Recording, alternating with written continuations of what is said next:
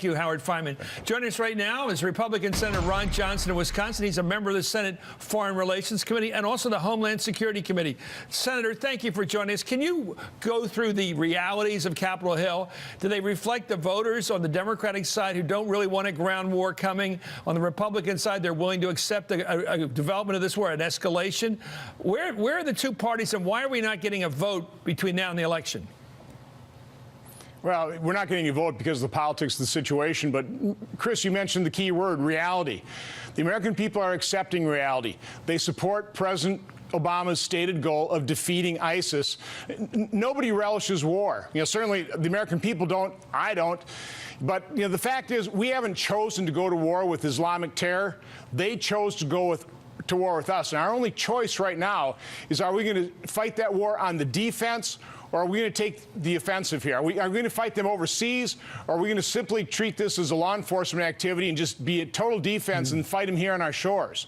So I think the American people are ahead of the politicians, certainly ahead of this administration, accepting that ugly reality that Islamic terrorists have declared war on us since at least 1993, and they tried taking down the World Trade Center.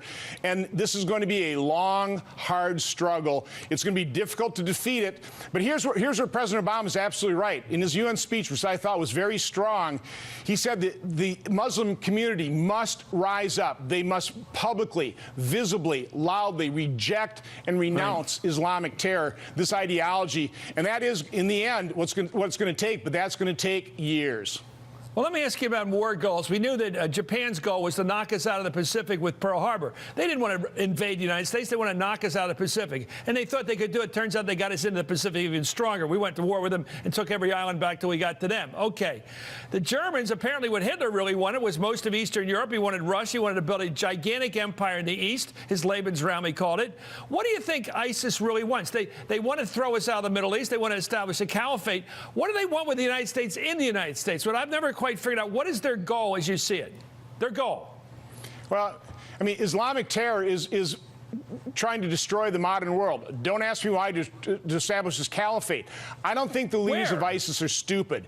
Here's what I think they want to do. Right now, I do believe they want to draw the U.S. and the West into this battle, but they want to draw us in because they don't believe we have the staying power. I think Charles Krauthammer nailed it in his column. What they want, they are counting on the fact that we won't be in for the long term. We really won't be in there to defeat ISIS, so that when we bug out of there in a couple of years, they can claim victory. They'll be the preeminent Islamic terror group. They can establish their caliphate because that's, I think, their final end. But again, they've been... Go ahead. Do you buy the whole Krauthammer? I thought the article was well written, too, today. But he makes the case we're going to end up like Likud politics, hard-right Israeli politics. We're going to end up having to, quote, mow the lawn year after year, never really facing any kind of treaty with the Arabs ever. It's just going to go on and on and on. Now, if you're Bibi Netanyahu, that's smart politics, so you never have to cut a deal then, because the war has to continue. But at some point, don't you think the United States is going to have to reach an end to this war? Or do you believe it's an endless process of, quote, as Krauthammer put it, mowing the lawn, fighting terrorism as rest of our lives, our generations to come, never stopping? Is that how you see it? I tell you what, I think it really is going to end up being in the hands of the Arab world. This is their moment of choosing. Are they going to reject Islamic terror? Are they going to reject this ideology? Are they going to stop funding the madrasas and the mosques that preach this hate? And here's President Obama's real conundrum. You used that word earlier. If America leads too much, the Arab state's going to sit back and go, oh, America's going to take care of it one more time.